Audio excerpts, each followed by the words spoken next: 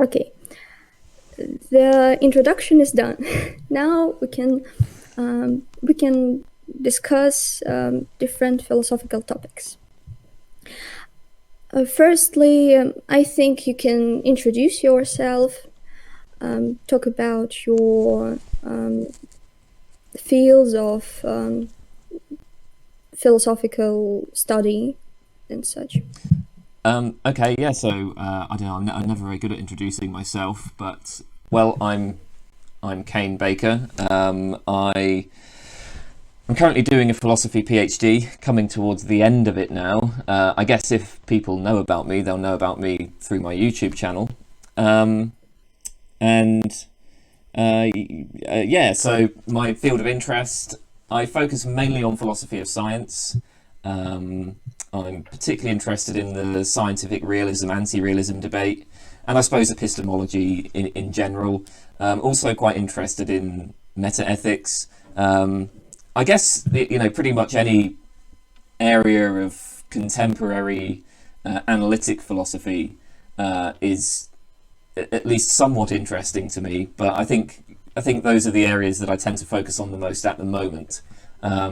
So yeah, there you go. That's the introduction to me. Okay, I think we can start with questions. So the first question I want to ask is kind of very basic, but what is philosophy mm, in your opinion? Oh man, you said that was a basic question, but that feels like it's not a basic question Um, at all. Uh, that's a yeah. really tough question.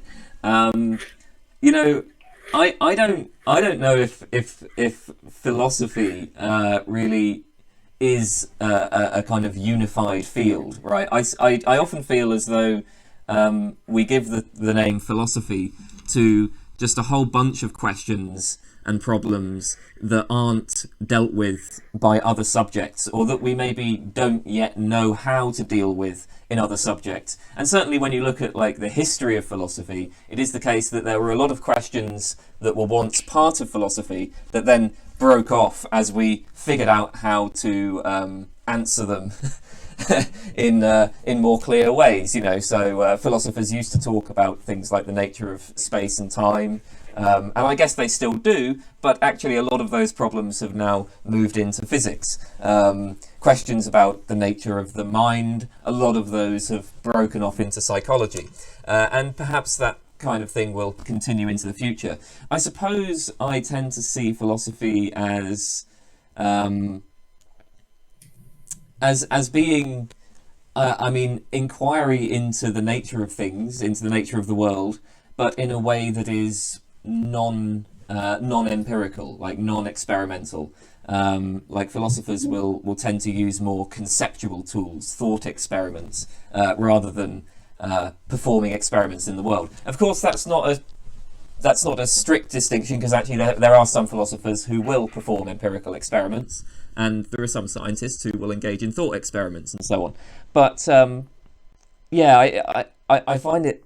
I can't really define the subject more clearly than that. And I don't. I mean, to me, it doesn't really matter. I mean, for me, whenever I'm asked the question of like, oh well, is this philosophy? I think really the question should be, is this an interesting question? And if it happens to be dealt with by philosophers, then I guess you can call it philosophy. But that's about as much as I can say Yeah. on that point. Well, I think the right definition of philosophy, and also you kind of talked about it, is the discipline that that tries to answer the fundamental questions of the nature of things in Mm. our world. Yeah, I think that well, that is the definition that I use, and I think it is more relevant and kind of actually is what you talked about. Well, there is a nice quote by Wilfrid Sellers where he says that philosophy is the study of how things in the broadest sense of the term hang together in the broadest sense of the term. I suppose that if we're framing it in terms of the study of the fundamental nature of things in the world, my general philosophical perspective is I'm a pretty hardcore empiricist, and I'm quite skeptical of metaphysical theorizing. I don't think that we have any access to what the fundamental nature of things is like. So I don't know if that way of thinking about philosophy is one that I would. I don't think that really. That's one that I would be inclined to agree with for that reason. All right. Yeah. Well, I don't know. I think it is kind of intuitive. It is based on our intuition of what fundamental questions are. Yeah. Um, well, the next question is, okay, so maybe philosophy itself is undefinable, but we know about branches of philosophy, and we can certainly say what their subject of study is. And so, there are a lot of things that people claim are overrated in our world, like sex is overrated, or maybe education is overrated. And what fields of philosophical study, what branches of philosophy do you think are unreasonably overrated, or on the contrary, underrated? Well, I suppose it depends on what you mean by overrated. There are certain branches of philosophy that I think are, let's say, misguided in their basic aims, but I tend to have the attitude that we should, let 1,000 flowers bloom. I think that it's to the benefit of philosophy that we have lots of different people holding very, very different views and coming at things using very different methods. I tend to think of, philosophy is as a general tradition, right? It doesn't tend to achieve consensus on any particular issues. I mean, sometimes you do find philosophers forming broad consensuses. I mean, I suppose that there's a general consensus in favor of like physicalism or materialism these days, but I mean, like it's often the case that that's more a product of just like the latest intellectual fashion. I mean, I don't think there's any reason to expect that the current consensus in favor of physicalism will continue indefinitely. So philosophers disagree on everything, and I think that if there is any such thing as philosophical progress, it probably consists more in exploring lots of different views and figuring out the relations between those views and exploring conceptual space, let's say, rather than coming down on, all right, this is the way things are, and we've all got a consensus on this particular way of looking at things. So it's a bit difficult to say what areas are overrated, just for that reason, because actually I'm in favour of encouraging even approaches to philosophy that I find are perhaps, as I say, misguided. That's okay. I mean, look, I guess that as I've mentioned, I'm skeptical of metaphysics. Metaphysics, in the sense of the attempt to figure out like the fundamental structure and nature of reality. I just don't think that we have access to that information, and I think that metaphysics as a general discipline is misguided. Is it overrated? Well, to be honest, I really enjoy it, and I enjoy exploring. I like engaging with metaphysical texts just as much as any other philosopher. So I don't know if I would say it's overrated, but I'm not sure. So I guess I'm not sure what the answer is to that question. Yeah. I mean, there are areas that I'm not interested in, but again, that's just like a personal taste. Yeah, a few days ago you made a big contribution in philosophy of of religion. So, Did I? and so yeah, and yeah, I think that the problem with metaphysics is that we just don't know. We don't know physics enough to talk about metaphysics. But I think we will come to metaphysics later in our discussion. Well, yeah, you have a lot of nihilistic positions or borderline nihilistic, as I think. Maybe I'm wrong, but aren't they just boring? Don't you think that it's? Don't you think that maybe moral anti-realism is boring, or your metaphysical positions? I don't know. I suppose some people find them boring. I can't. Uh, I can't really do much about that. I mean, different people will have different tastes. If I'm understanding you correctly, I mean, like, so I mean, yeah. If somebody, there are some people who just find philosophy in general boring. I mean, if you speak to my dad, he would find philosophy as a whole utterly uninteresting.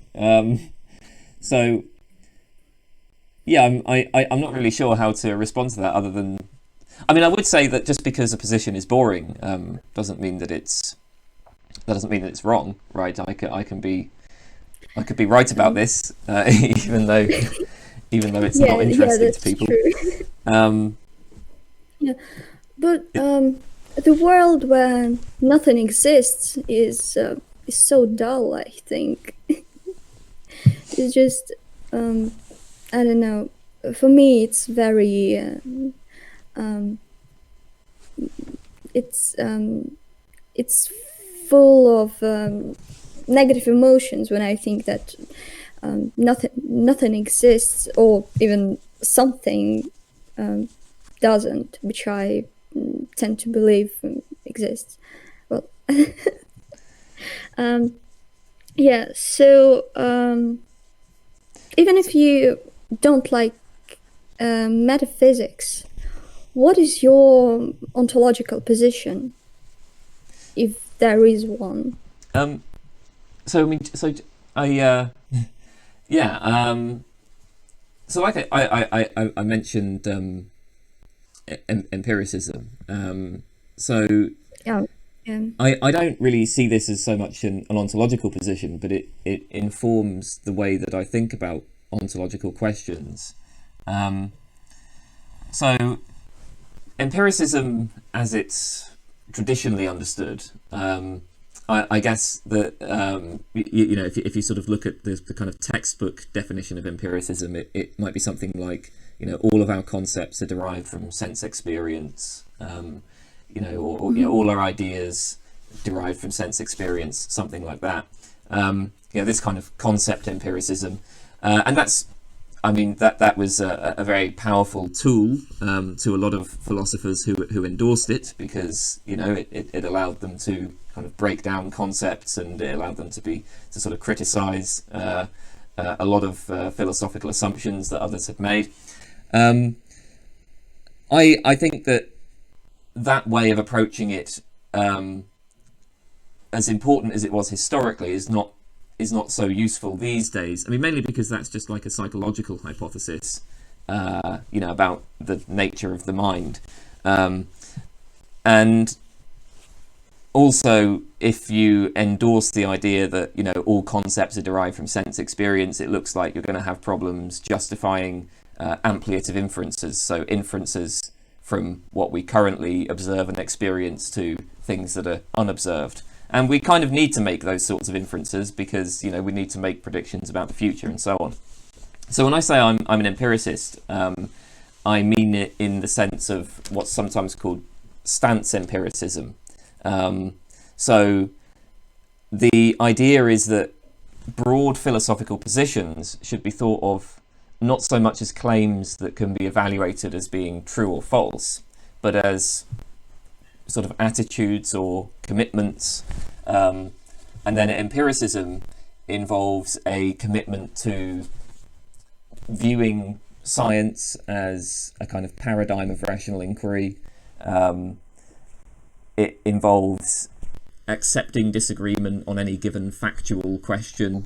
It involves dissatisfaction with attempts to explain the success of a particular discourse by postulating entities which that discourse truly describes. So explanation by postulation.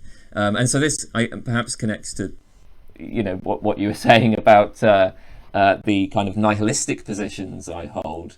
You know, like a lot of people will look at, say, moral discourse, moral judgments as, like, in order to explain the success of those things, or in order to explain how that works, we need to postulate a realm of moral values or moral properties or moral facts of which moral judgments may be true or false.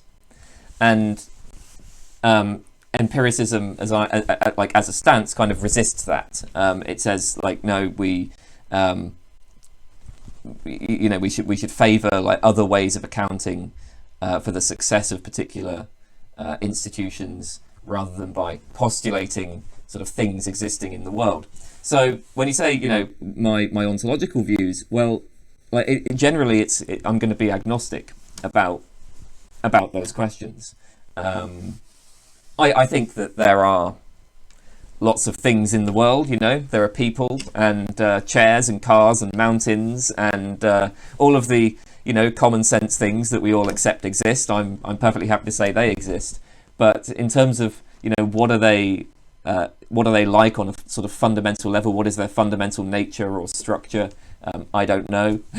Are there, you know, things beyond what we experience? Are there things that, you know, like moral value or, you know, God or whatever? Again, I won't go in for any of that stuff. Yeah. Yeah. All right. Yeah, I had a question about universals, if it is called that way in English. I don't know, but I think I understand that you're agnostic about it too. Yeah. We've touched on moral realism and moral anti-realism. So in your recent video, you talked about you criticized moral realism, and there was an argument about the inconsistency of morality.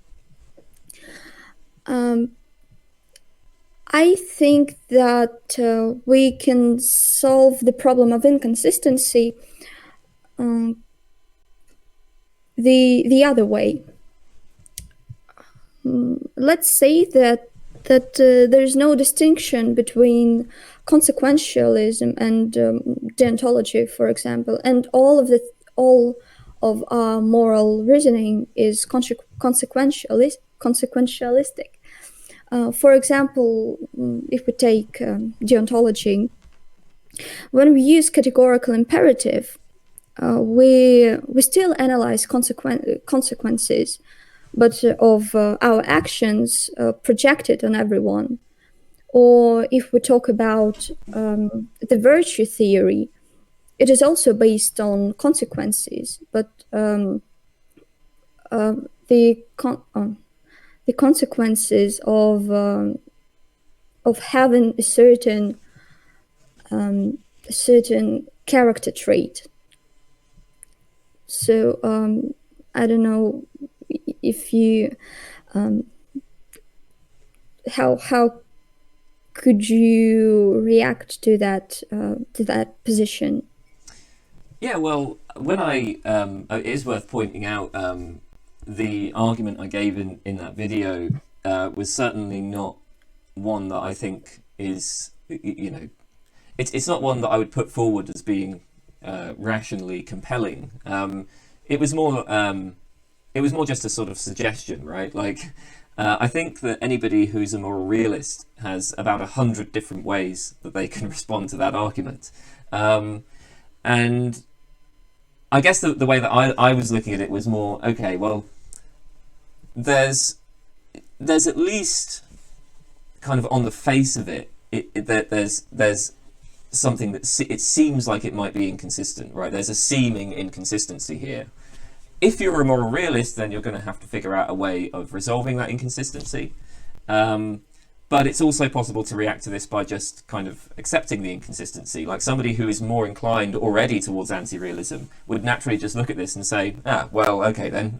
So it turns out morality is inconsistent. Well, that's more grist for my mill. Now, the idea that you've got there, I guess the suggestion seems to be, well, look, ultimately all of our reasoning really is consequentialist, and maybe the reason why we think in deontological terms, or the reason why we think in terms of, say, virtue ethics, ultimately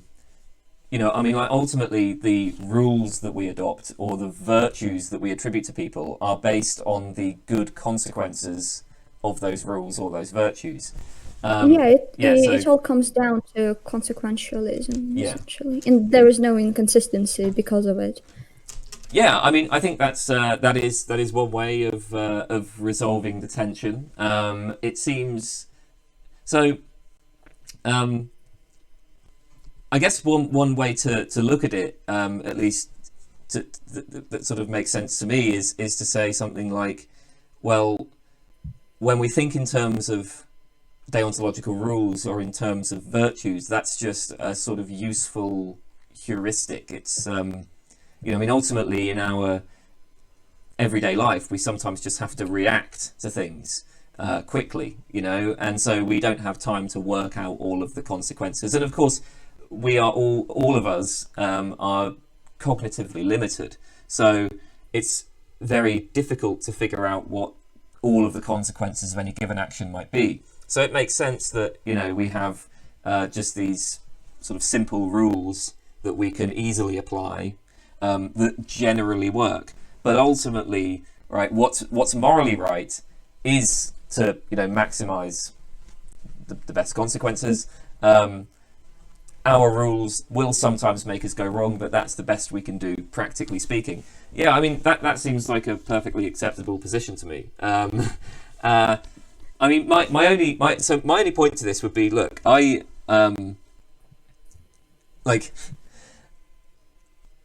are going to be a lot of people who are deontologists or virtue ethicists who will say, like, no, that's not how things work, right? So I don't really feel any need to enter into those debates.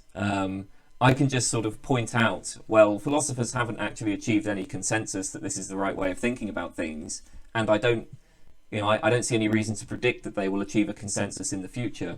So I'm just going to assume I can carry on assuming that things are inconsistent. But like I say, if you're coming at it from a different perspective, then that is a perfectly reasonable take on the matter. Okay. Which is why when I gave that argument, I was very tentative about it. I didn't say this is the way things are. It was just a suggestion. Yeah, but I think this argument is actually it is actually very strong, and your answer to it is yeah. it's very strong.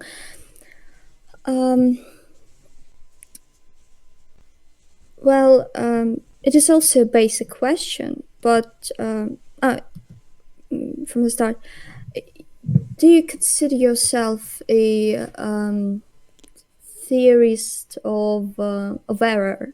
Yeah, you tend to have a position of tend to have a position of theory of error in metaethics.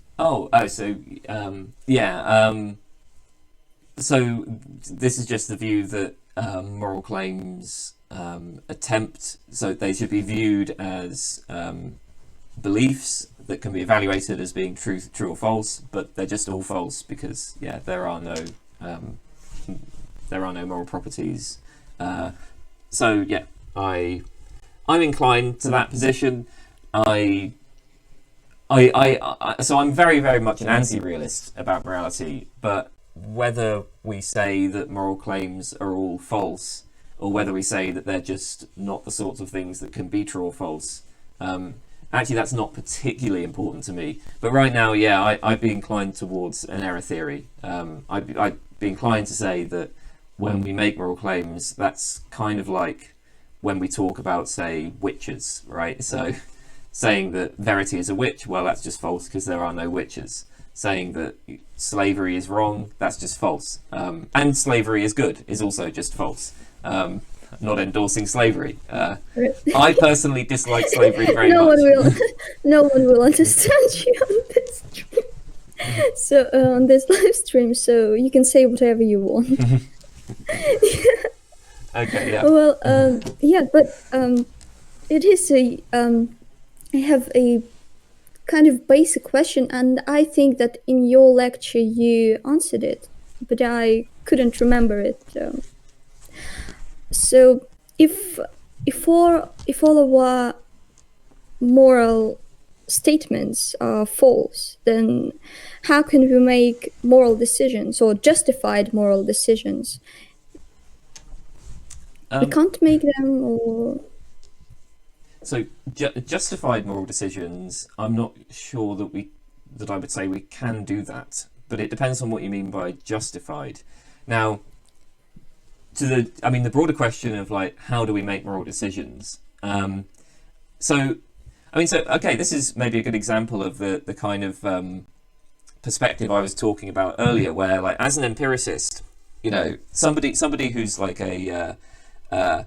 who comes at this from a different sort of philosophical perspective might look at our practice of engaging in moral arguments and making moral decisions, and they'll say, there needs to be like some sort of fact that we can get right or wrong, right? So then they're going to postulate a realm of facts that our moral judgments can be true or false of, right? Now, an empiricist, I'm coming at this, I'm going to say, I don't think that really helps explain the discourse. I think actually we can give a perfectly reasonable explanation of our moral practices without thinking of morality as, getting at facts in the world or as being true or false of facts in the world. So the way that we come to moral positions or make moral decisions, part of this is just going to be a product of like, our sort of evolutionary history, let's say. That's going to have some sort of influence on us. Humans are a social species. Part of that is that we have to come up with rules that like guide people's behavior. We need to, it is useful for all of us to have certain conventions with respect to things like property, or with respect to things like kind of how we treat other people. So if I want something, right, I don't just go and take it from somebody because somebody else might do the same thing to me, right? So we have to kind of come up with rules to regulate behavior, to promote social cooperation. That makes us all better off. So part of this is when we're engaging in moral debates, we can think of it from that point of view. Another thing is just that people will have like immediate intuitions. So when you see, for instance, somebody being enslaved, you're just going to react negatively to it. It will perhaps provoke anger, or it will provoke sympathy for the person who is the victim. And as long as we all share a reasonable number of our values, and we do happen to share certain basic values, we can sort of work out what sort of rules would best promote our values. So there's no need, I don't think, to postulate a realm of moral facts.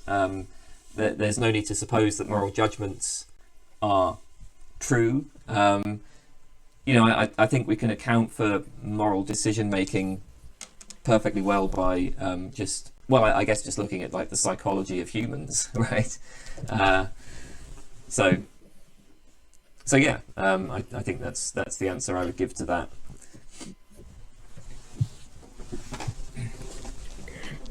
Yeah, right. But I also have a question. It's more like a theoretical one. But what is the main difference between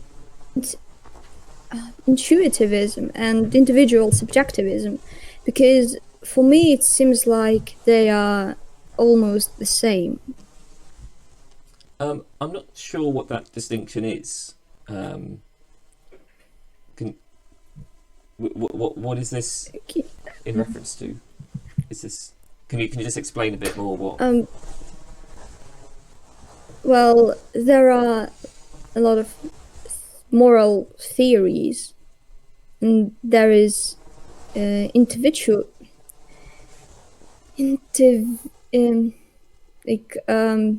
one that morals are based on our intuition, and the right moral decisions are the ones that seem more intuitive. I can't pronounce this word. Intuitively right. And there is a subjective individualism. A thing that well, I know what is. I think you know what. So is this the view that individual subjectivism is? Moral claims would be true or false just relative to like the individual. So if I feel that so that, like slavery is wrong for me because I feel that slavery is wrong. In the case of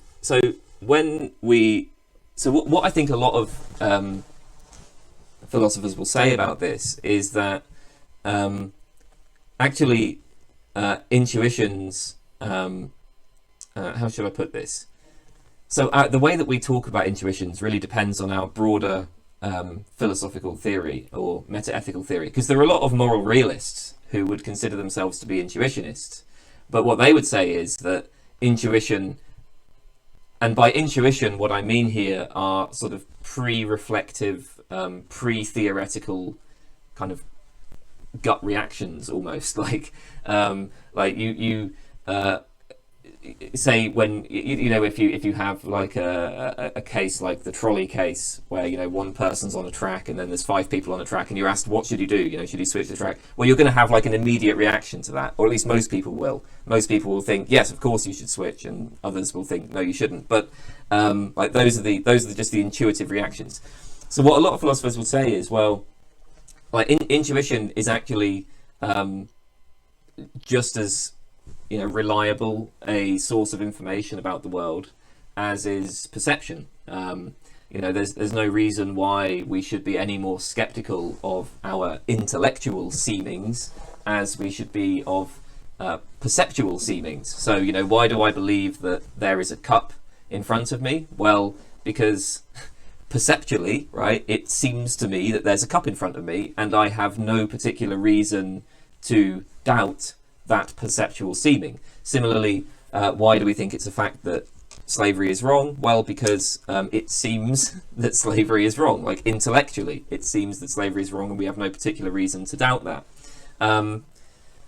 So actually, you can endorse reliance on intuition, even as a moral realist, and it's not really clear, like if you're skeptical of intuition, it's not really clear like what else you can use to determine what moral theory you accept. Like if you just get rid of like all your like moral intuitions, I'm not sure how you then go about constructing a moral theory. There are I guess some ways that you can proceed, but it seems pretty clear that most people, when they're trying to figure out what they morally ought to do, will appeal to intuitions at some level. So I don't think that a kind of intuitionist methodology commits you to individual subjectivism. No. Now, of course, I'm personally quite skeptical that intuitions do, track the facts, but that's fine because I'm not a moral realist, so that's no problem for me. Yeah, that's true. But yeah, thank you for clearing that question for me. Well, like there is a story. Well, also talking about morals, if well, my education is that I'm a lawyer, and that question really stood out to me. If there is no if we are not moral realists, then how can we build the theory of law? How can we make laws if we aren't basing our position on morals? If you, of course, I'm sorry for interrupting you. If you, of course, accept that laws come from morals, yeah. So I mean, I don't know. I don't know exactly what the challenge here is. It seems to me that even if you are a moral realist, you're still going to have to account for the fact that there are laws which fail to track the moral facts, right? So let's just grant moral realism, right? Let's suppose there are moral facts. Well, presumably you're still going to want to say, hey, some of these laws, right, are morally wrong. You're not going to say that like whatever is like legal just is morally right, and whatever is illegal is morally wrong, right? There are presumably going to be laws somewhere in the world that you disagree with, or presumably there will be places in which there are things which are legal but that you evaluate as being morally wrong.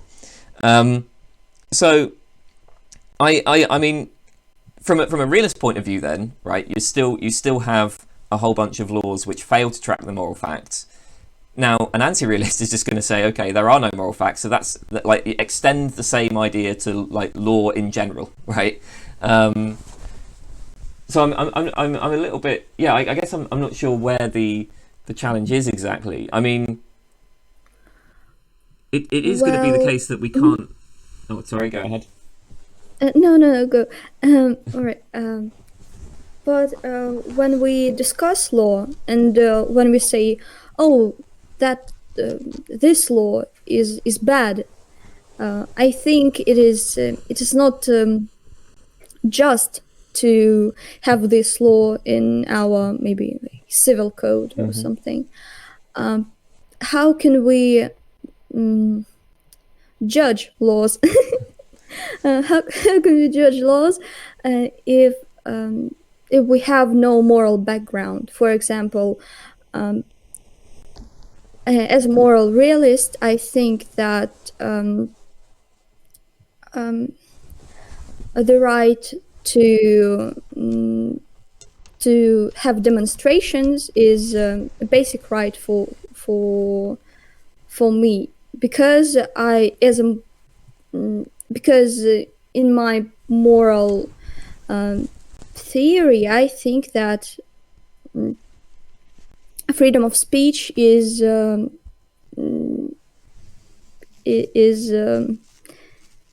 basic rule that everyone, and especially government, should take into account. And like, we can't say that. And for me, I think that if we discuss laws, we can't say that we can't judge laws, and while not basing our position on morals, on morality. Okay, yeah. So I think that you will, if you're judging a law, then yeah, you're probably going to be judging it from a moral point of view. I mean, certainly my moral anti-realism doesn't involve a commitment to the idea that we should just stop making moral evaluations.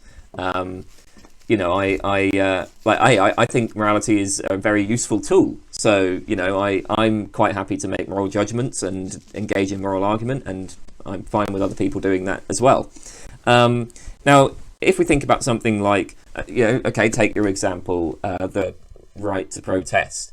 So, okay, how might we go about justifying that? Well, you know, I think that a moral anti-realist would give very similar arguments that a moral realist would. So, for example, we could say, well, look, we all want to sort of have a society which is, you know, prosperous and peaceful, and in which, like, you know, all individuals. I mean, so let's say we take a kind of utilitarian kind of approach, and we're sort of just looking at trying to, you know, maximize happiness for the greatest number of people. You as a moral anti-realist, right? You can say, you know, this is something that I want, and this is also something that pretty much everybody else wants, right? Like, the vast majority of people would like to live in a society in which everybody is happy and peaceful and prosperous. And then you could argue that having a democratic system in which people are able to, you know, protest their government and able to, you know, express themselves freely is conducive to achieving that kind of society, or is more conducive to it than is, you know, authoritarianism. And, you know, there are other, like, arguments you might give. You might just sort of appeal to, I guess, people's self-interest. You might say, well, look, you may well agree with what the government is doing now, right? But maybe the government will start doing things you disagree with in the future, in which case it will be in your self-interest to have the right to protest that. So, you know, actually the only people that really benefit from preventing protests, right, are the very, very few people who are in power. The vast majority of us benefit from being able to express ourselves. So just from the point of view of your own self-interest, it's worth allowing protests. So, you know, that's, and I think that's the kind of way in which we will reason about these things, whether or not we are realists or anti-realists. I mean, a realist will add the idea that it is a fact that the right to protest is, you know, morally required. But in terms of the actual, like, argument, the reasons that you might give to try to persuade someone to that view, you know, I think that realists and anti-realists can say very similar things. So I think that's the kind of line I would take in response to that. Mm-hmm. Yeah, all right. That's reasonable. We have a few questions from different people. Some of them are quite ridiculous, but nevertheless, the first That's okay. one I'm is... fine with any questions. Okay. The first is do you know any Russian philosophers? And do we study do do Britain universities study Russian literature or philosophy in there? Yeah, and so I don't know much about the Russian philosophical tradition. It's very continental, so I don't think that you could know about it. Yeah, in that case, it's probably sort of outside my field. I mean, there are like some, I guess, political philosophers that I'm aware of from like the 1900s, the 1800s, but generally speaking, it's not a tradition that I'm very well aware of. Now, as for what is taught in British universities and other, I guess, sort of Western universities, I'm not sure. I mean, so certainly the general approach is analytic, and so if you so like within that tradition, there aren't a lot of Russian philosophers that like are brought up. I mean, so but like people do teach other things. I mean, and so I don't I don't see why there wouldn't be some people teaching like Russian traditions of philosophy. It's not something that I haven't done personally a course in which we like specifically looked at Russian tradition in philosophy.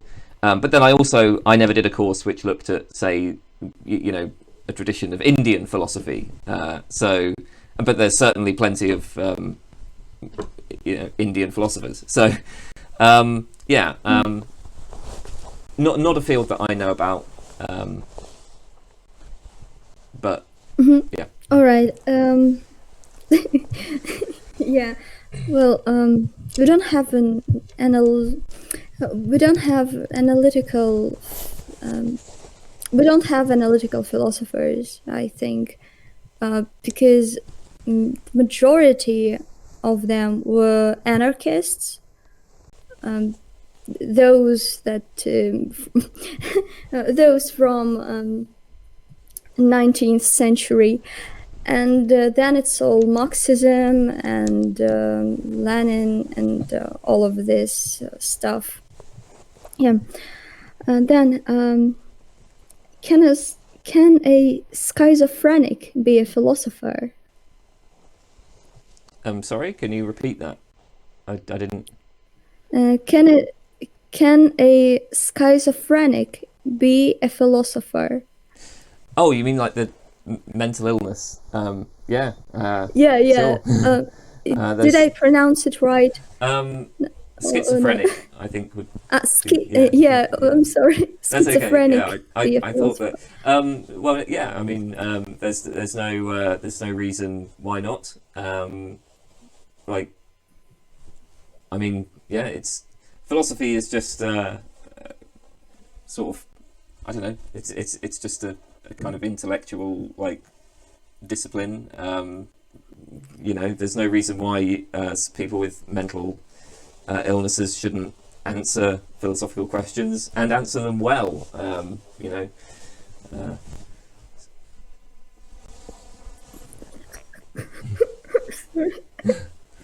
Okay. So the next question is. Hello, dear guest. Have you read Russian literature? Maybe Tolstoy, Dostoevsky, Goncharov. Do you know them? Have you ever? That is another question. Have you read Russian literature? Is what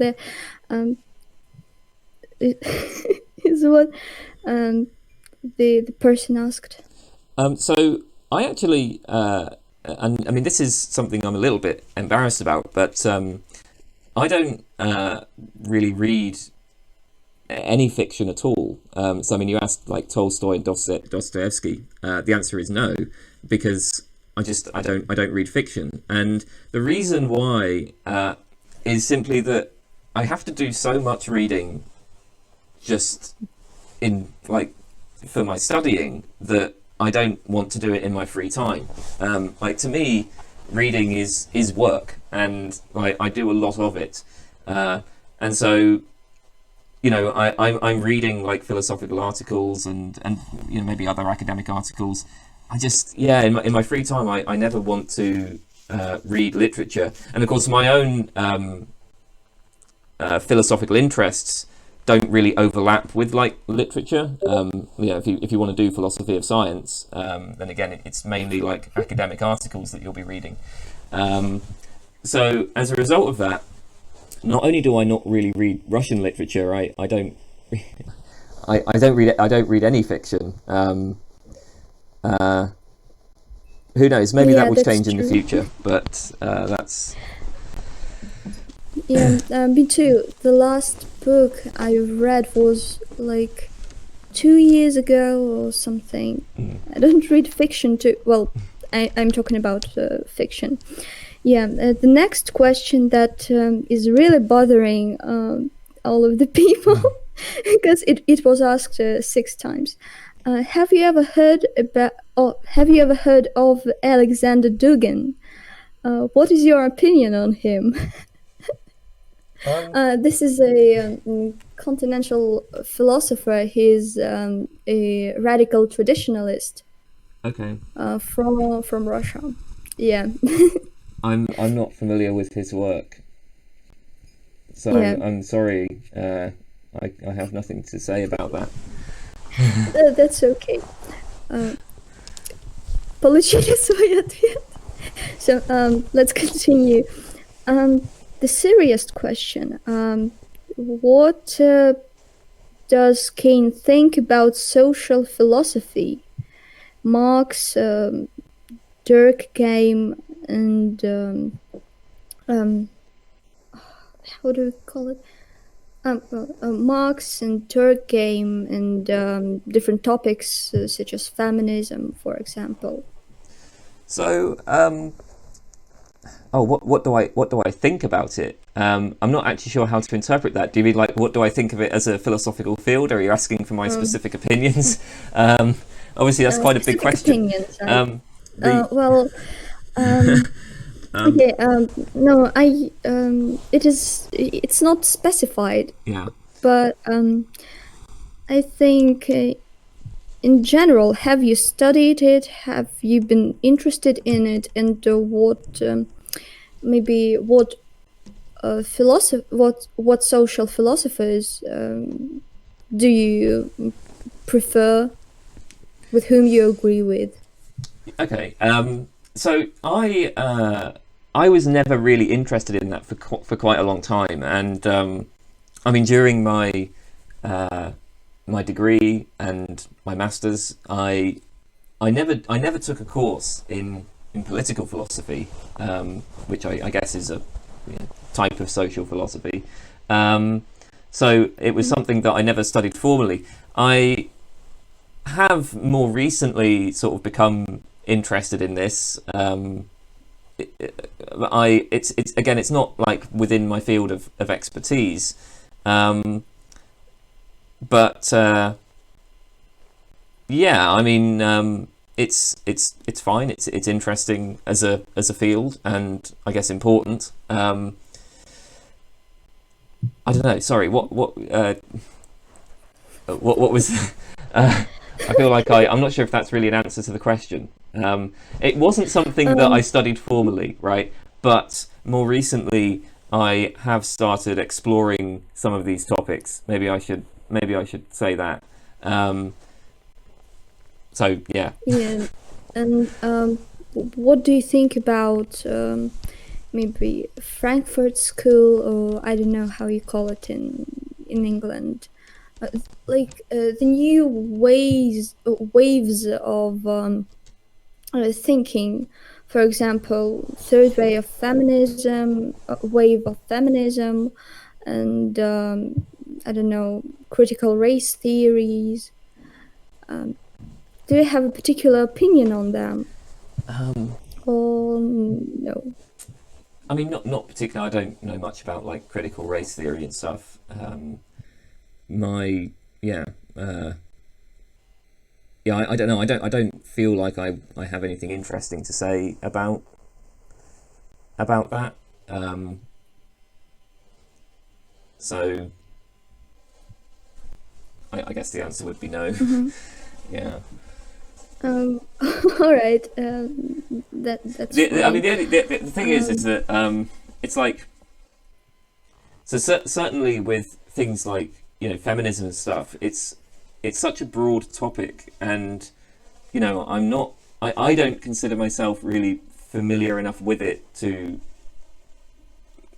just be sort of making broad pronouncements about it. Like there are, there may be specific things I object to or specific things that I agree with, but yeah, it's something that I'm not really comfortable talking about given my current level of knowledge. Let's say. all right. The last question of um, the last question that I want to ask, but it is not for me. Is for right now is this one. What opinion do you hold on Nietzsche? Nietzsche, do you pronounce it that way? And his ethical opinions on ethics. Again, Nietzsche's not someone that I'm all that familiar with, so difficult to say. I mean, look, I mean, I have read Nietzsche, and I honestly, it wasn't really for me. I didn't find it that impressive.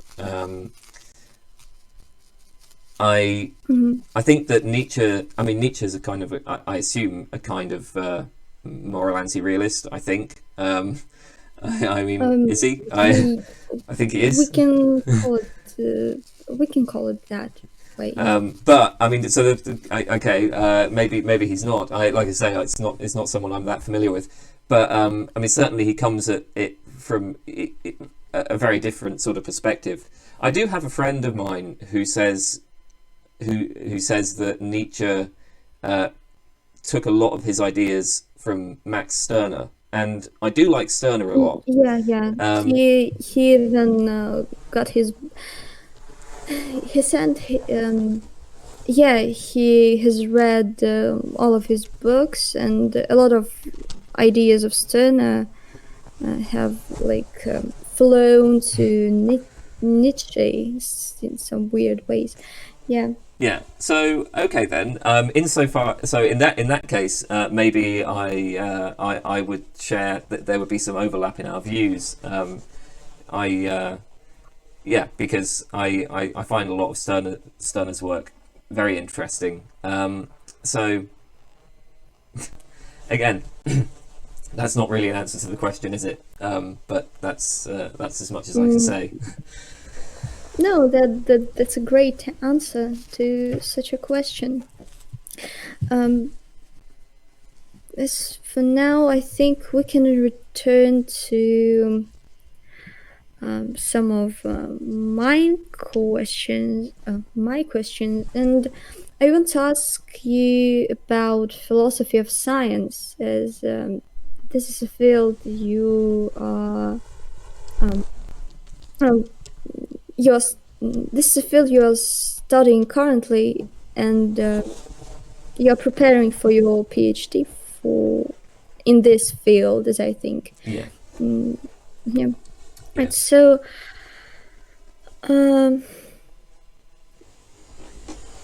what is so I don't know anything about philosophy of science, as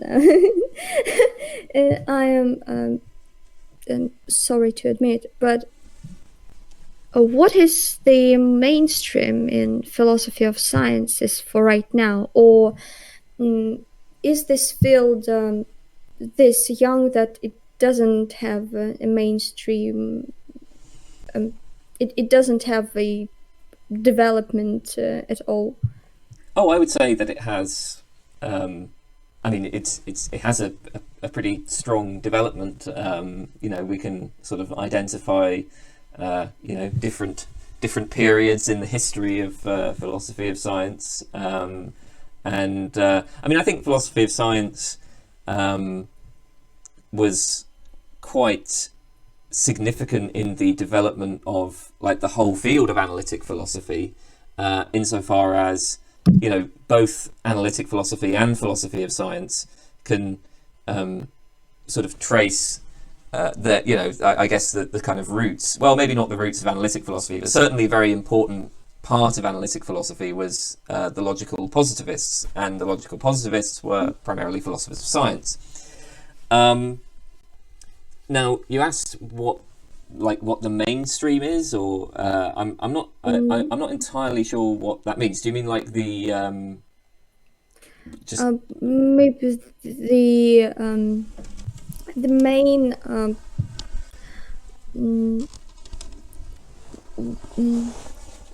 maybe the like we can say that physicalism is a mainstream theory in philosophy of consciousness, Yeah. for example, and that's what I mean by saying mainstream in philosophy of science. Like the main theories that philosophers of science are dedicated to. Okay. I mean, I think that physicalism is also mainstream among philosophers of science as well. So, okay, the mainstream. All right. Well, I guess what currently seems to be the consensus. I mean, there are lots of different questions in philosophy of science. It's a bit difficult to I won't go through them all.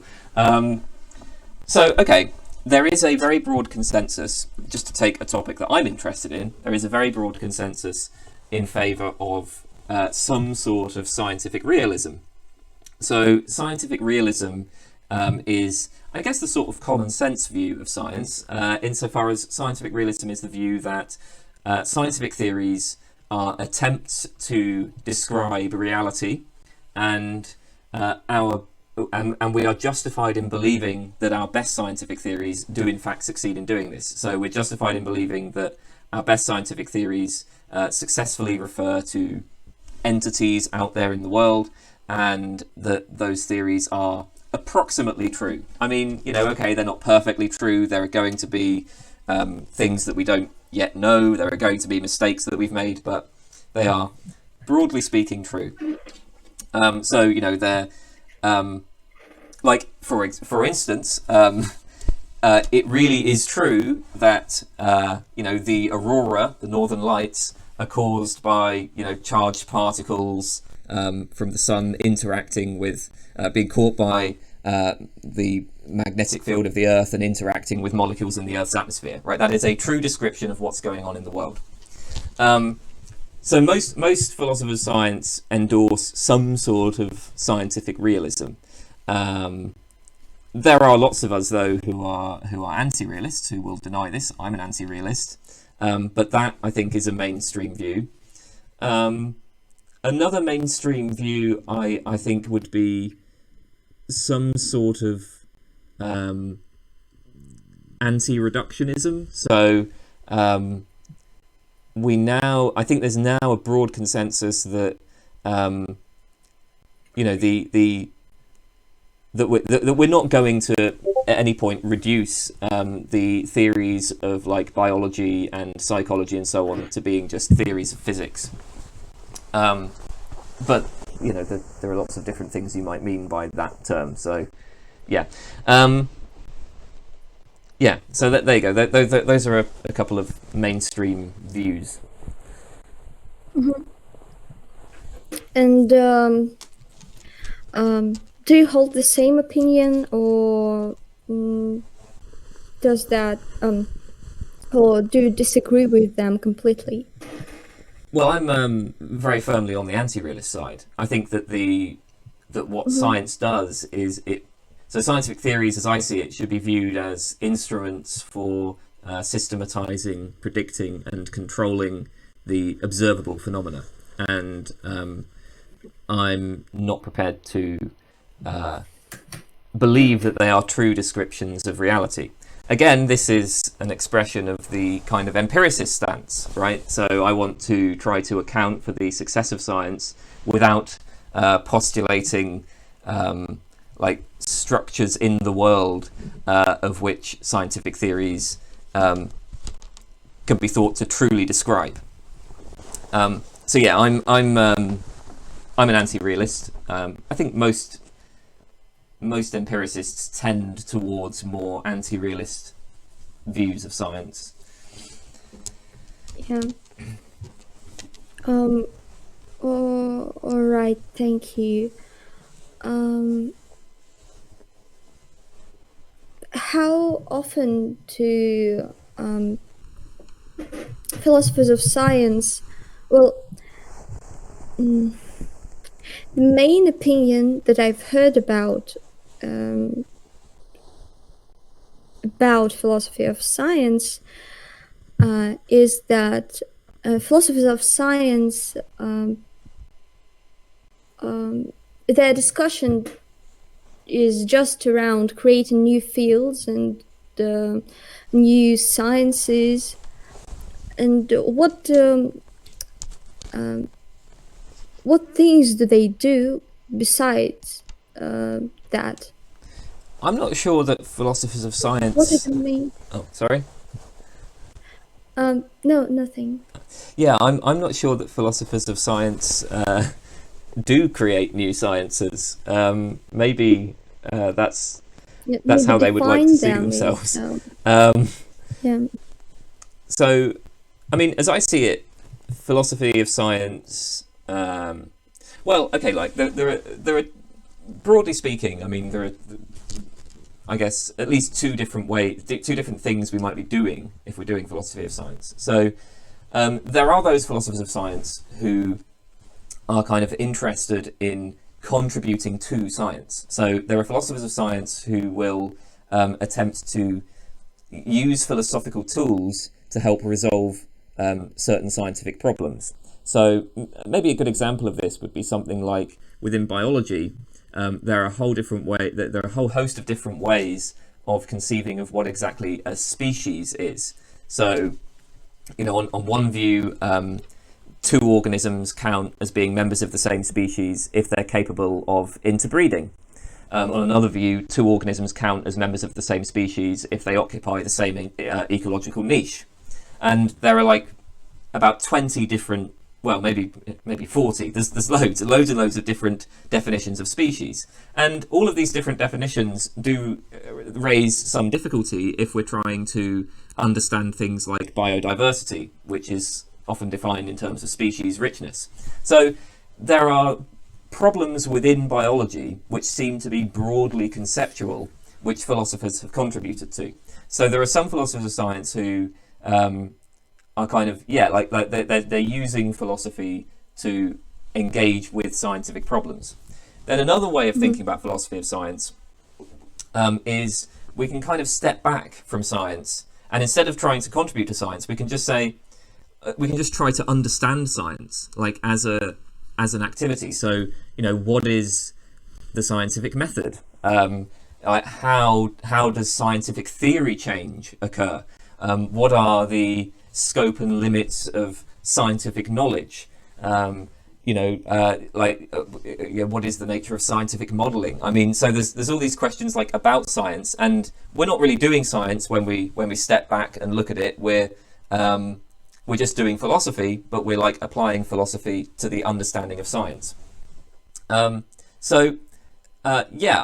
think that I don't think philosophers of science really like create new theories as such, but I do think that you get some philosophers of science who are interested in understanding science, stepping back from it, and then there are some philosophers of science who focus more on like engaging with the nitty-gritty details of particular scientific problems. Actually, most philosophers of science usually engage in both, but those those are the sort of two main things that philosophers of science do. Yeah, thank you very much. It has become a little more clearer for me.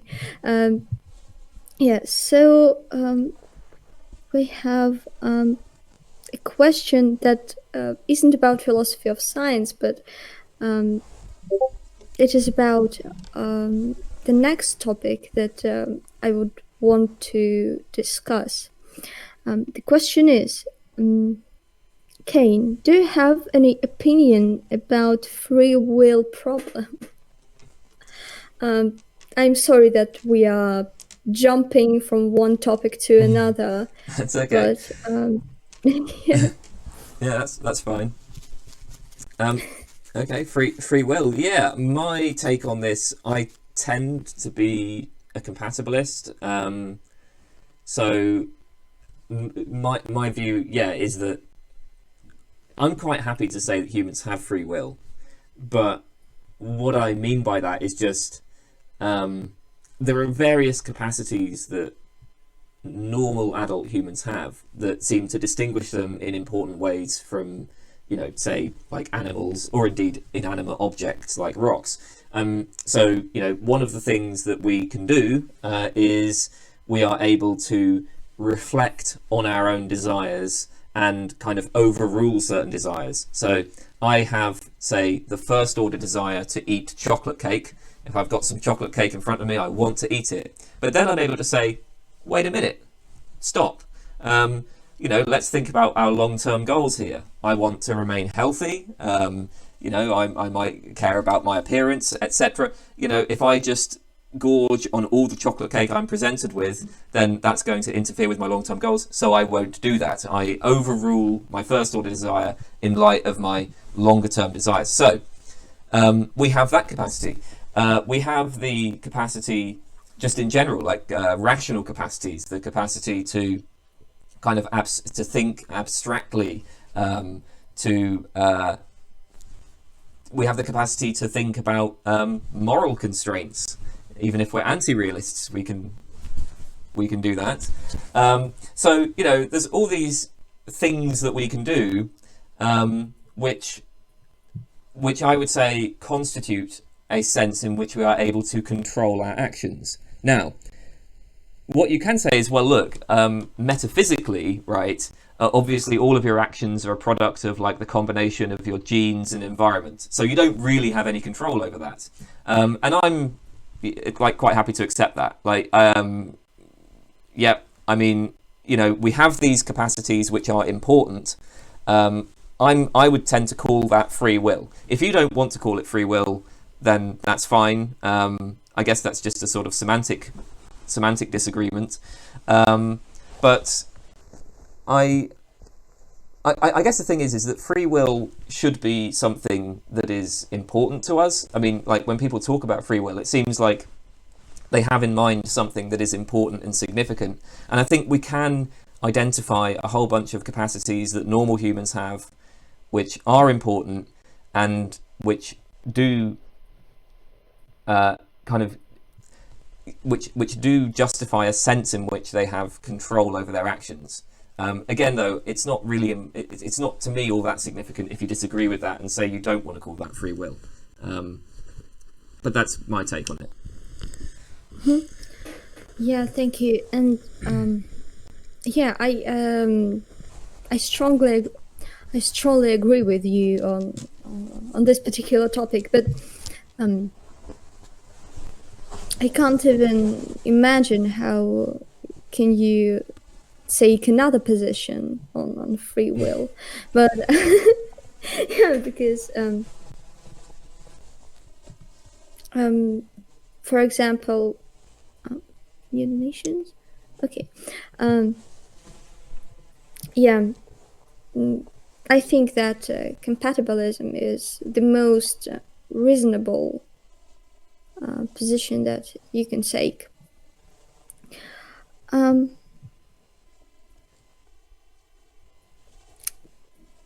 Well, There is another question. It is about yeah. Let me just ask it. What do you think of the article, "The Elimination of Metaphysics Through Logical Analysis of Language"? Do you have any critical... do you criticize it, or do you agree with it? Oh man, it's been too long since I've read that. Okay. So this is not the way that I would eliminate metaphysics, but I don't know. I don't want to say. I can't say anything here. It's been too long. So yeah. Sorry. Yeah, all right. Hey, look! If somebody, if you want to like email me about it, then you know, I'll have another read of it and maybe have something more to say. But I can't.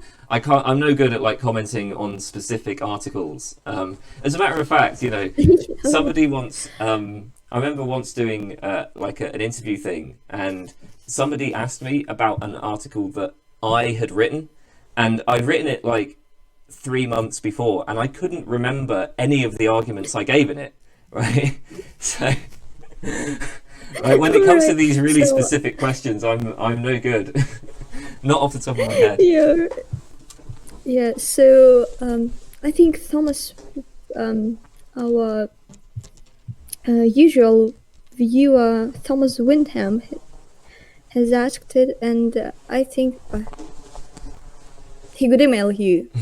Yeah, so just for Thomas Windham to know. He also asked, what are axioms in logic? What is a number? Should mathematicians care about philosophy of mathematics? Well, can you are you familiar with philosophy of mathematics? Or no, let me paraphrase it. Are you in?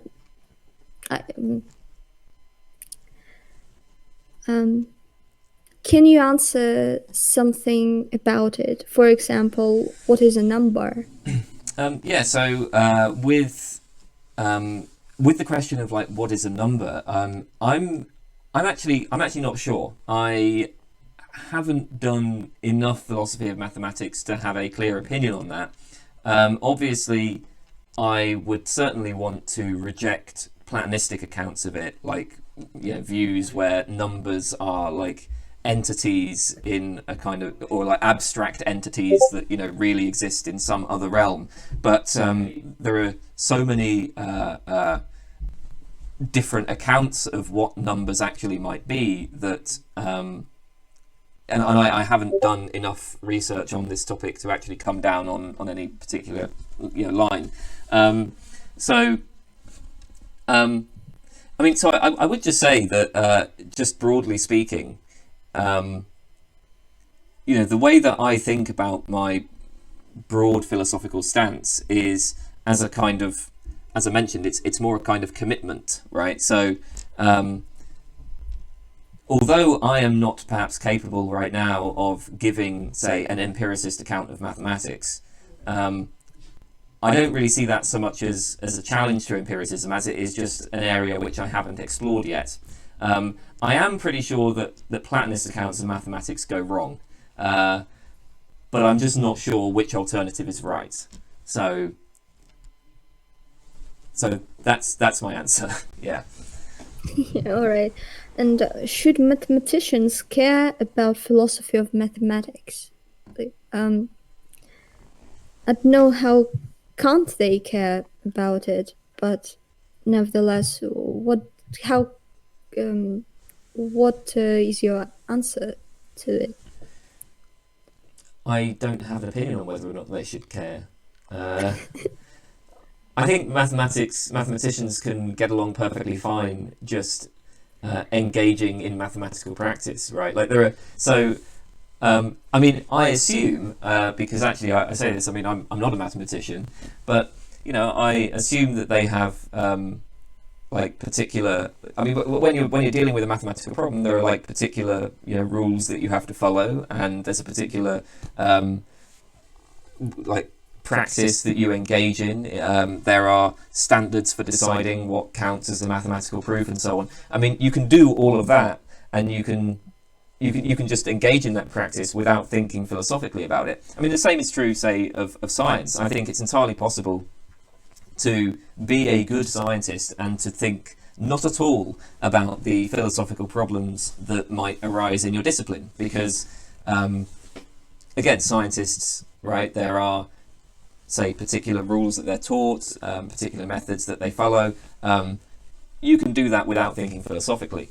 Now, you know, in terms of our like understanding of the field in general, well, I think we probably do need philosophers if you want to have a good sense of, you know, how it is that that practice actually works. But so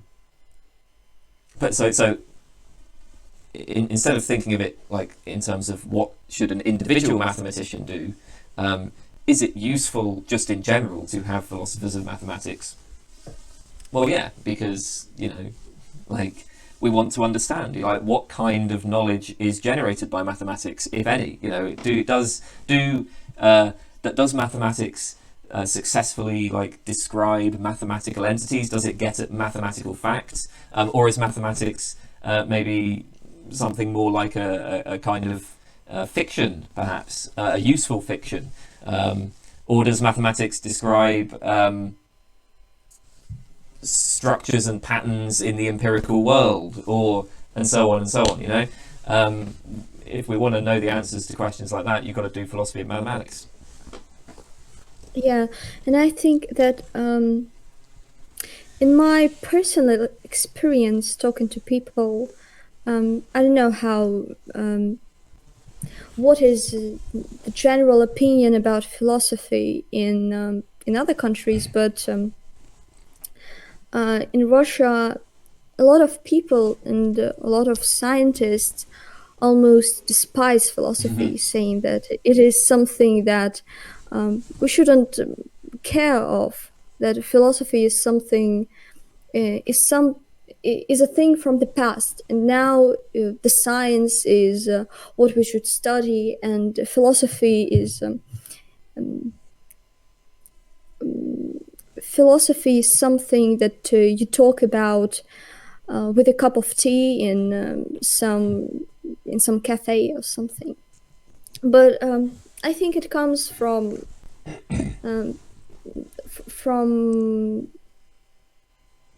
not they think of philosophy that way not because they're stupid or something. It's just because they don't understand what philosophy actually is, and that is the problem, because philosophers don't always know what philosophy is. Yeah, but it is certainly important. It's certainly very important. Yeah, so I mean, philosophers, as I suppose was demonstrated when you asked me what philosophy is, we're not always that good at explaining what the subject is. But I don't know if we necessarily have to do that. I mean, I think that it's probably good enough just to do philosophy and just show, hey, these are some interesting questions, and you know, we've got useful ways of thinking about these questions, and you know, this is what philosophers are actually doing. But yeah, so I mean, over here it's I think much the same, right? Like there's a lot of people who think that philosophy is basically a waste of time, and that, you know, like any kind of interesting question that you might think of as philosophy, really that's just something that's been overtaken now by science, or by other disciplines. I mean, I actually think that in some way, I mean, so maybe in some cases that's true. There have been philosophical questions which have moved over to science, but also the development of science has itself created new philosophical problems. I don't. Well, obviously, I don't agree with that way of looking at philosophy. I think philosophy has first of all, it has a lot of practical. It does have some practical utility. You know, Yeah, there ethics, for are. example, normative ethics. Yeah, exactly. Right, like if you like, presumably you care a little bit about like the political system in your country. Well, you're going to have to be engaging in philosophy if you want to critique that.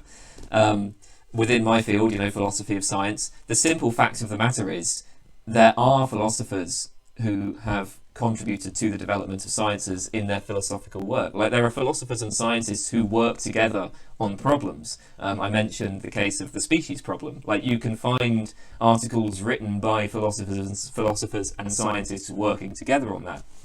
So it is a fact that philosophy has practical utility, and it's also the case, I would say, that we shouldn't judge everything just in terms of its, like, I don't know, instrumental use. We don't kind of if we're doing art, say, you wouldn't sort of say, well, like, okay, but how are we going to use this art in order to, like, build useful technology or something like that? It would be a strange way of looking at things. Right, and yeah, and thinking about art, do you have a certain position on on aesthetics? Do you feel like it is it is something objective, or is it just something that or is it any person's deal? Well, I don't think For that, this, like, aesthetic value is objective. No. I think it would be a bit odd to be a moral anti-realist, but then, like, an aesthetic yeah. realist. That would be a strange, like, to think that, yeah, it's an objective fact that, like, this painting is good, right? But slavery, no fact of the matter about that. That's that would just be odd. I mean, I don't know. There are probably some philosophers who do hold that opinion, but it would be strange. Yeah. And that yeah, that was certainly a stupid question. Well, no, not a stupid question, returning returning to philosophy of science, what positions do you hold about the philosophy of biology? Does a population exist? Population is something real or something nominal? Nominal. In your opinion, nominal. Yeah, no, I don't think that there are like, real populations. I think that what we do, so the way that we draw the boundaries around populations, we draw, like, whatever boundaries happen to be useful in terms of the construction of particular predictive models. So for example, right, if we are thinking about, like, if we're trying to construct, say, selective models, right, like models of selective processes in populations, then you might say that you're going to need to, in order to identify any kind of process of natural selection, right, you have to have a collection of individuals, right? There has to be more than one individual. There has to be a whole collection of individuals, and we need to be thinking of those individuals in such a way that they can be said to vary in heritable traits. Without that kind of okay, it seems. Okay, my camera has died, and that's why you're alone on the screen right now. Well, that's okay. Yeah. I can still hear you. Okay. Okay. So let's continue. Okay. Do you want me to just shall I just go on with what I was? Do you want to just carry on? Yes. Yeah. Okay, so Yeah, I'm sorry. okay. Um, uh, oh God, I've forgotten where I was in answering that question. All right, so look, populations. Yeah. There is a just a kind of general. If we're thinking about natural selection, say, there's a kind of general schematic law or schematic model that we apply in lots and lots of different contexts. So we would say something like, if individual A is fitter than individual B in such and such environment, then individual A will probably have more offspring than individual B. And so that's a sort of schematic law, and then we fill it in with the details of a particular population. So we'd say, if this moth is darker winged than this moth in the polluted forest, then probably like the first moth will have more offspring than the second. Once you get a specific model like that, you can then test it, right? We can then do some empirical research and figure out whether or not it's true that the darker winged moths have more offspring than the lighter winged ones. Now, if those specific models are falsified, you don't reject the sort of general evolutionary law, right? Like, if it turns out that darker winged moths actually have less offspring than lighter winged moths, you wouldn't say, oh well, it turns out that like natural selection is falsified. Instead, what you do is you just generate a new model. So again, using that schematic law of, if individual A is fitter than individual B in a given environment, then probably individual A will have more offspring than individual B. You take that and you just generate a new model. And there are all kinds of ways you might generate new models. You might look at different traits. So rather than talking about, darker wings and lighter wings, you might pick out a different trait. Or you might define the population differently. So the individuals that you pick out as being like, okay, so where are you picking out if we're talking about moths, right? Are we going to pick out individuals from, this part of the forest, or from this broader part of the forest, or from the forest as a whole? The population, the biological population, as I see it, is just, right, whatever is useful in terms of constructing these kind of models. And that's just the case if we're talking about like natural selection. Obviously, there are many, many other questions that arise in biology that might require us to define populations. But as I see it, the population is just, it's not something that's like objective. It's just up to us where we draw the lines, and we draw the lines where it happens to be useful. That's my take on it. So hopefully that answered that person's question. Yeah, I think that it is a very broad answer to the question. Thank you. Yeah, I think the camera has returned. Now you can see me. I can't see anything. So it can't. Okay. All right. Whatever. There are a lot of questions.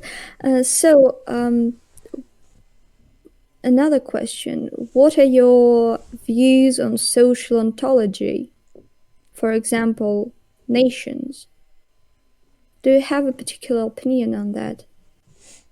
I haven't studied that topic, although, yeah, so no, I'm afraid I don't. Yeah, all right.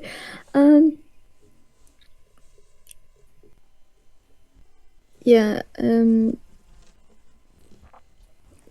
returning to empiricism, there's a question. What do you think about Hume's bundle theory of consciousness? Yeah, I mean, it's. I think it's something that I'm very sympathetic to. It just insofar as, so my take on this is that, we we choose where to draw the lines with different things, right? It is there is a lot of practical utility in kind of drawing the lines as we do, in thinking of people, right, as being. So when I think of what constitutes personal identity, I think of it as being something that is like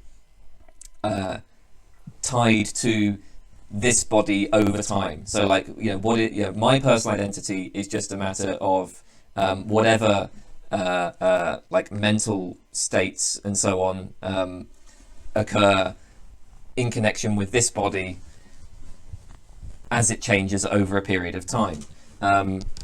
I don't think that there's any sort of underlying substance or anything that like unifies that, or at least if there is, I mean, it's something that we have absolutely no access to, and it therefore can't play any role in our use of phrases like I and self. And it because ultimately, right, when we use this kind of language, our language is based on things that we do actually have access to. All that we have access to are bodies and the properties of bodies and all of the kind of the messy and confused mental states that we're sort of subject to every day. And so we just draw lines that we find useful on that basis. So in that sense, it's a position I'm sympathetic to. I tend to think that the boundaries of like personal identity are a purely pragmatic matter. Yeah. But wouldn't it be the easiest explanation that of why do we separate certain things some particular way? Of course, if we talk about populations, not even about social structures, why do we separate some populations one from another? Maybe just because they're different and we've just recognized it. Wouldn't it be easier than just saying, well, or more reasonable, saying we just don't know, we don't have the right criteria? Well, we base our knowledge about different populations, even for pragmatic reasons, or on some different criteria that we make. And if we don't have a particular set of explanations for why a certain population is a certain population, have that criteria, then why wouldn't we use it to just say that there is a concept of population? And no, I think that I didn't make my speech that understandable. I just can't. I can rephrase it if you want. Yeah, maybe if you could rephrase that. Is this back? So is this now in reference to the point about biological populations? Yeah, biological populations, but also just about different distinctions that we make. Okay. Even in social ontology.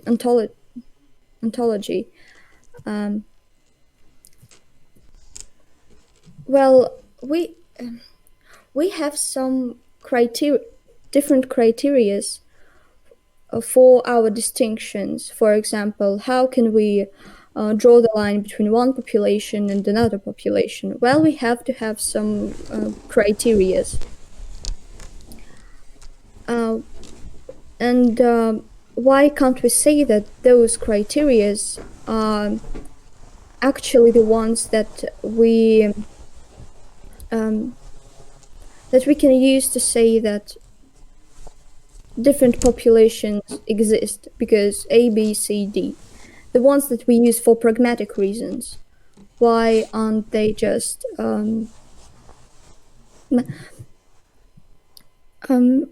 why don't we use them for even for not pragmatic reasons? I don't know how Well, actually I mean, I don't actually agree that there are any clear criteria for determining what counts as, say, a population. In the So I see there are, as I see it, there are a whole bunch of different population concepts, let's say, and the right population concept to apply is just whichever one happens to be useful in the construction of predictive models. And bear in mind as well that when we construct models, it's our models are not just going to be attempts to reflect, say, the way the world is. We also want models that we can actually use, right? So because we have all sorts of cognitive limitations. Good models, certainly within science, will provide us with they're tools that that make things understandable to us, that allow us to unify lots of different phenomena in a way that we find intelligible. Now, as I see it, there are all kinds of things that you might mean by the term population, and again, the right sort of population concept to apply, it's like the population doesn't come first. Predictive models come first, right? And so there just isn't like a population concept that we should agree on. And I would say the same about, say, the right concept of individuality, right? Whether that's biological individuality or personal individuality, like personal identity. I don't really think that there is like a concept of these things that we sort of all agree on, as it were. Yeah. Yeah. So there are models, but those but they do not certainly represent reality from your point of view. They may represent parts of reality, because if for instance we have a model that we can use to make predictions, and assuming that those predictions are true, that is just to say that the model does accurately represent things that we can observe. But when we talk about, like, so even in the case of things that we can observe, like I'm very much a nominalist. Like, I think that we have to draw the lines. We have to kind of determine under what conditions we will count a particular, say, two objects as being the same type of thing, or under what conditions we will count an object as bearing a certain type of property. So, for instance, I say that the table in front of me is flat. Obviously, it's, if you zoom in, there's going to be all sorts of bumps and ridges, but it's flat enough because I can put my relevant objects on it. I've got the computer on it, I've got the cup on it, I've got my phone on it, and they don't wobble, they don't slide. So, okay, for my purposes, the table is flat. So it has the property of flatness. But of course, as I say, really, if you want to speak strictly and you zoom in, then the table isn't flat. And actually, no table that has ever existed would be flat, because there will always be, you're never going to have a perfectly flat surface. So, yeah, how we group objects together and the conditions under which we take objects to bear properties, I think that there is a significant constructive element to that. Yeah. And what do you think about the nature-nurture problem? Is there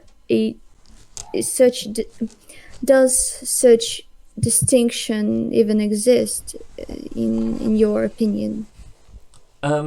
No, I don't think so. I think that so first of all, I mean every trait is a product of the interaction between genes and environment, and I think that when we talk about like so this distinction between nature and nurture um, can be used to refer to a whole host of different things. So like we might when we talk about a particular trait as being a product of nurture, let's say, we might mean that this is, I don't know, not an evolutionary adaptation, or we might mean that it's not universal, or we might mean that it's not, say, the something that a trait that the organism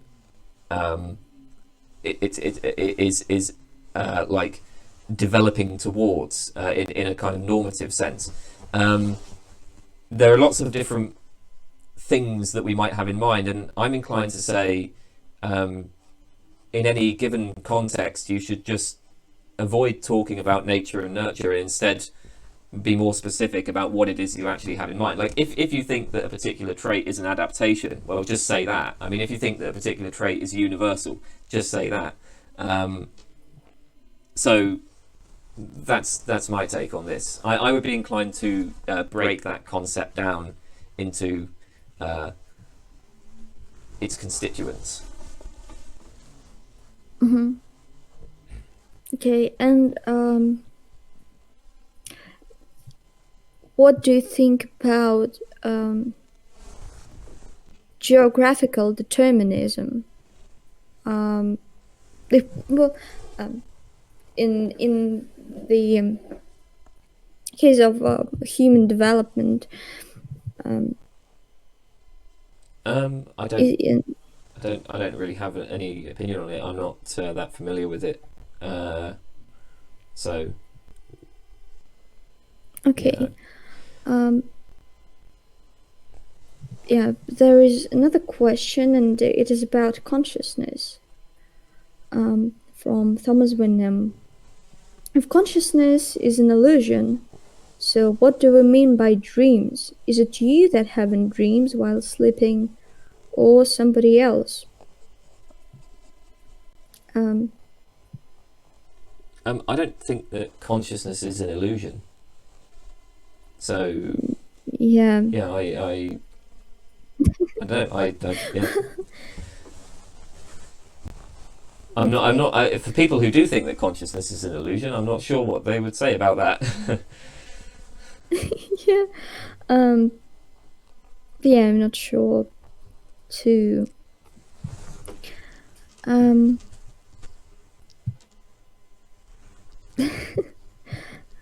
can't read that. Another question: how does what is your opinion about continental philosophers? And what is your favorite continental philosopher, if there is one? I don't do continental philosophy. So Continental, yeah, it's continental, yeah. yeah, okay, continental. Yeah, I don't I don't do that. It's not. I mean, I would have studied it in a couple of courses, but I always, to be honest, tried to avoid it because it just wasn't something that I found that interesting. So yeah, I don't know. Does Stirner count as a continental? I think Stirner was around before that distinction made any sense. Although I think he's been more influential among continentals than he has certainly among analytics. So yeah, that's as close as I've ever come really to studying continental philosophy. Right, is somebody who was around before that distinction even existed. Yeah, yeah. No, my tastes are perhaps quite narrow when it comes to philosophy. I'm very much a product of the analytic tradition. yes, but I think that's great. Well, we wouldn't invite you if we if you were a continental philosopher, because I don't know, it's hard to understand them in Russian, and it is even harder to understand them in English.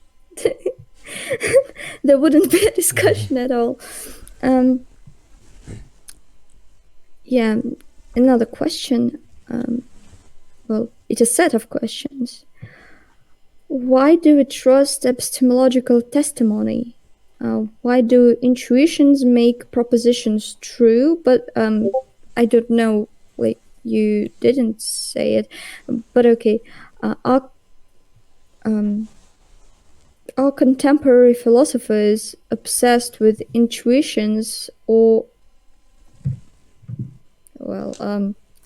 okay, are contemporary philosophers obsessed with intuitions or arguments? I don't know.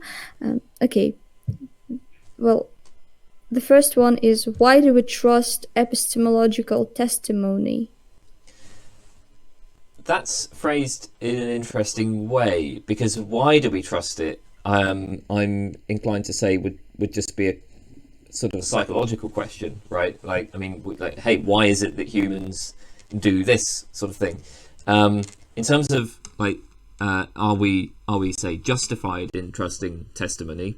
I think that the majority of our knowledge is based on testimony in one way or another, and I think that in order to so just from a purely practical point of view, right, in order to get by in the world, you have to make distinctions between people. You have to be able to identify certain people as experts in particular contexts. You know, like if I experience some sort of funny sensation in my body, I go to a doctor, and I am probably going to trust what they say because I identify them as an expert. If I've got some problem with the plumbing, I get a plumber because, you know, they're an expert. So if you were to try to imagine like living in the world without identifying certain people as reliable sources of information, you know, with doing away with testimony, I think that would be kind of, well, it would be self-sabotaging. You know, you would become unable to achieve a lot of your goals, and I think that kind of just purely pragmatic sort of vindication is as good as it gets in epistemology when it comes to overcoming skepticism.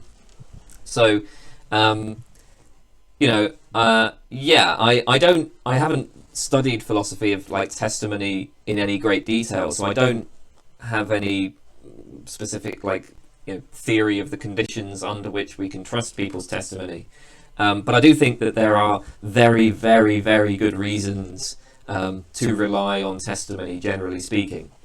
So that was the testimony question, and then there was a question about intuitions, right? Yeah, there was a question, well, why do intuitions make propositions true? But I don't know who said that. I don't think that. Who said that? Yeah, I'm not sure that intuitions would make propositions true. I mean, I suppose that, you know, you can state a proposition about intuitions, which would be made true by intuitions. Like if I say most people have the intuition that such and such, well, that would be made true or false by intuitions.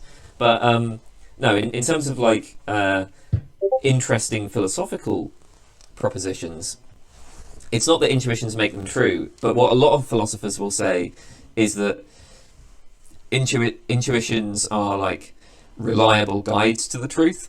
So just think about what we would say about perception. I say that there is a cup on the table in front of me. Now, there is a cup on the table, right? I believe that on the basis of my perceptual content and on the basis of like what I'm visually perceiving.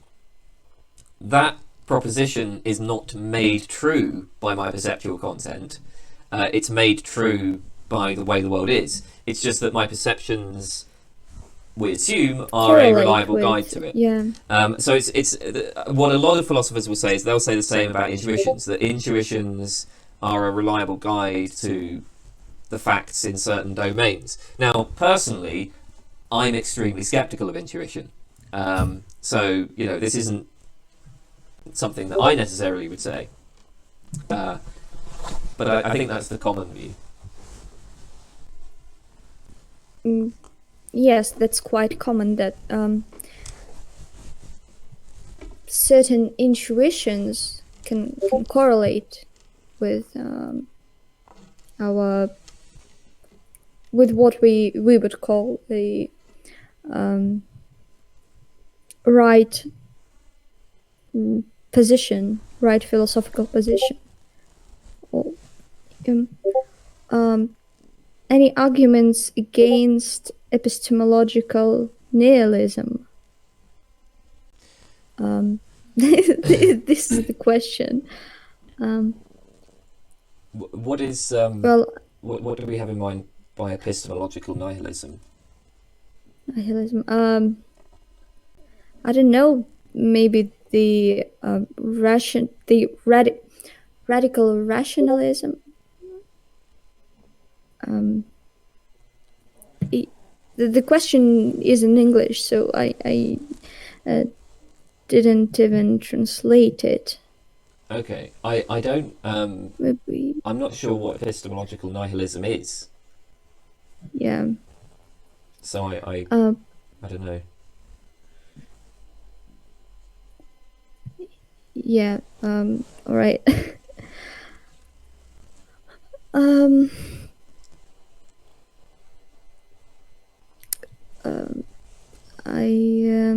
I'm skipping some of the questions.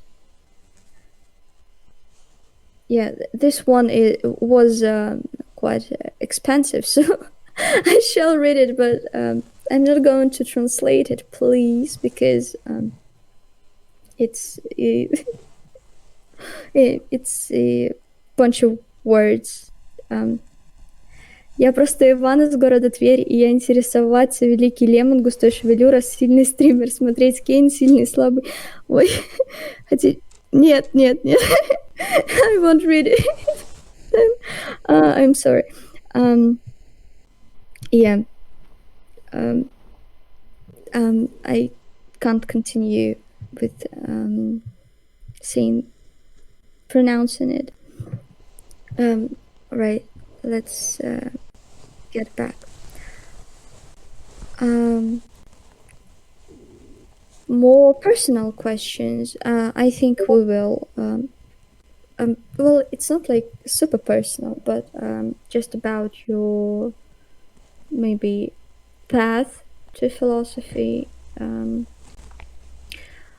And I think we will end with this. Because 2 hours have passed, and I think my computer will die. We will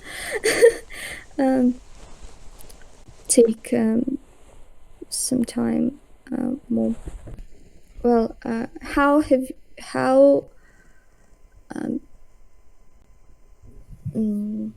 did you came to philosophy? How did you come to philosophy?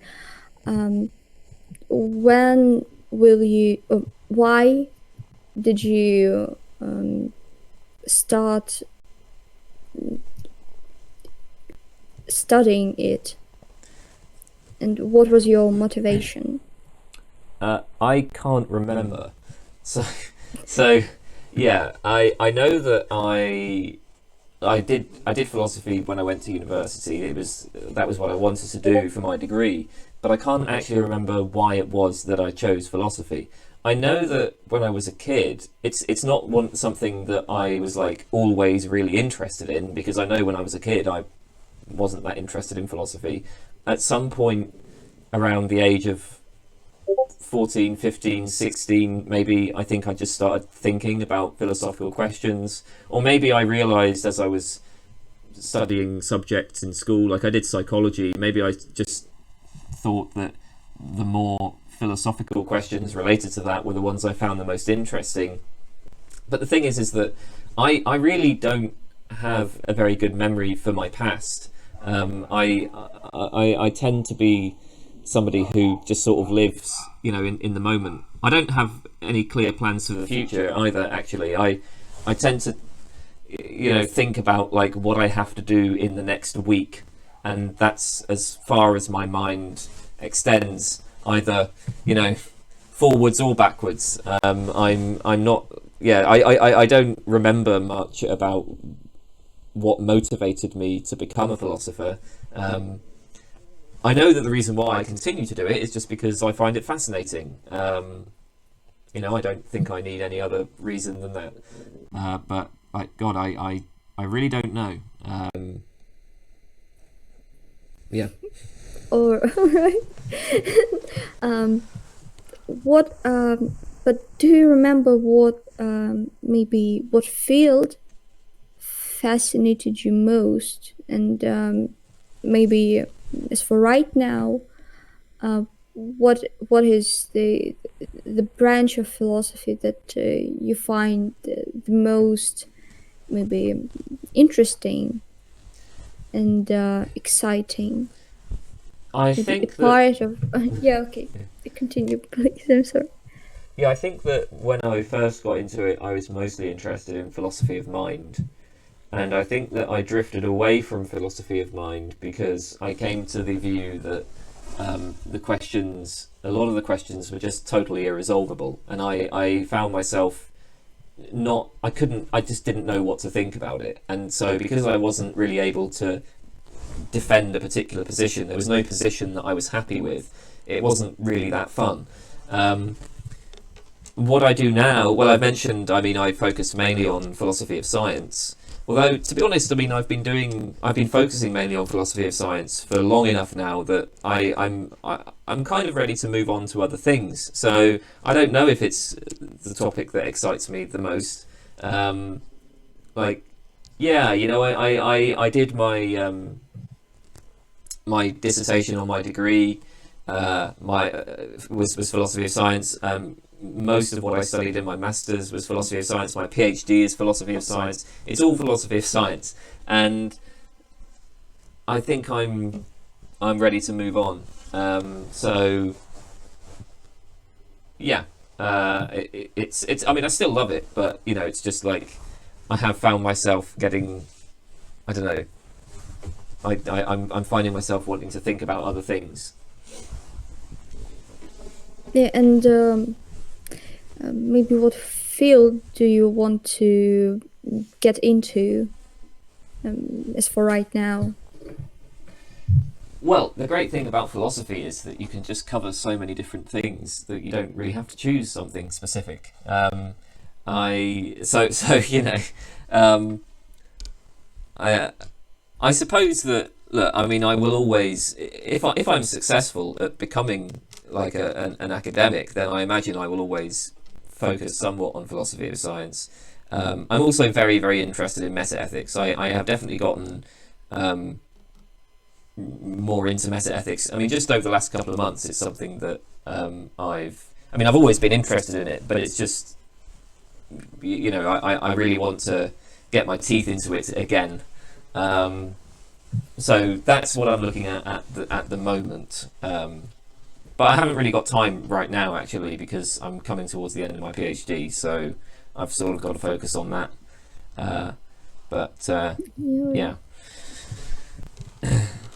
Yeah, the main focus of our channel is it wasn't intentional, but right now it's meta ethics. Okay.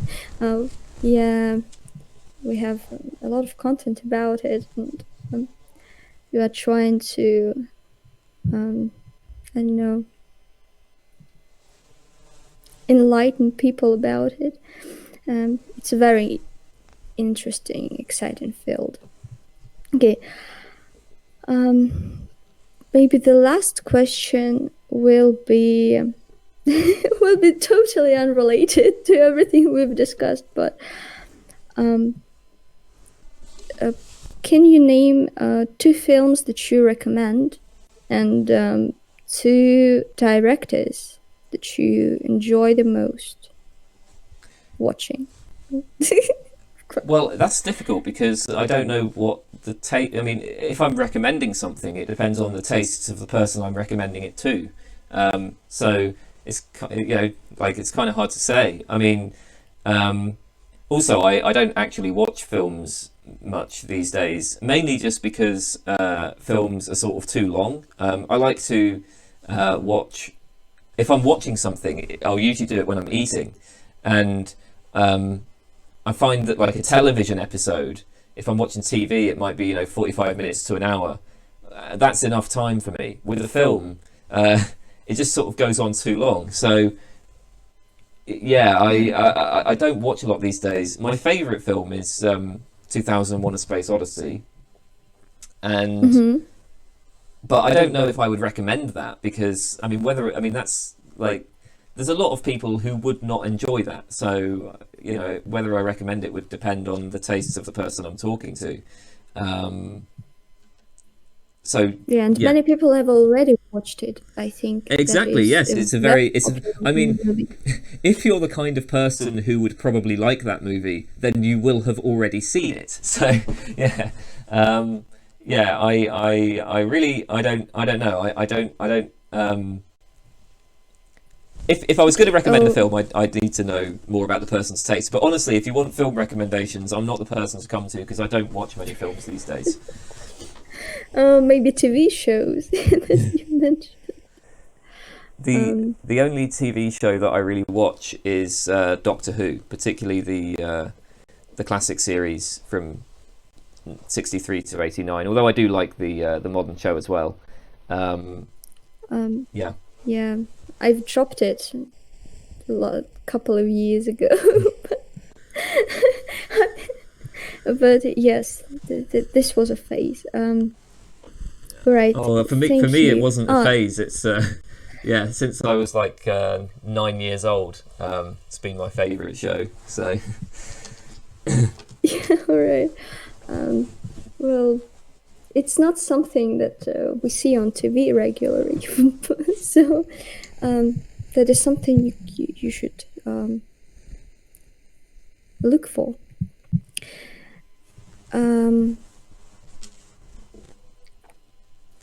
All right.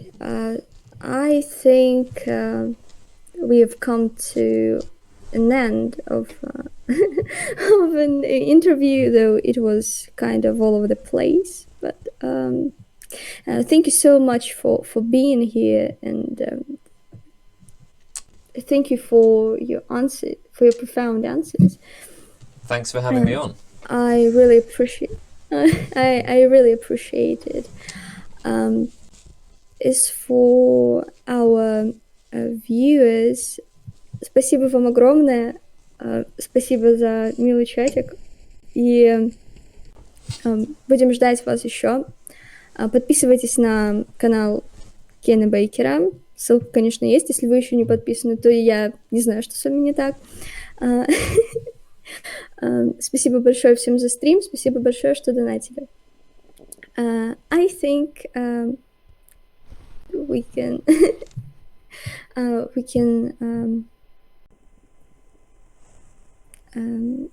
end our translation. Thank our live stream. Thank you very much. Goodbye, everyone.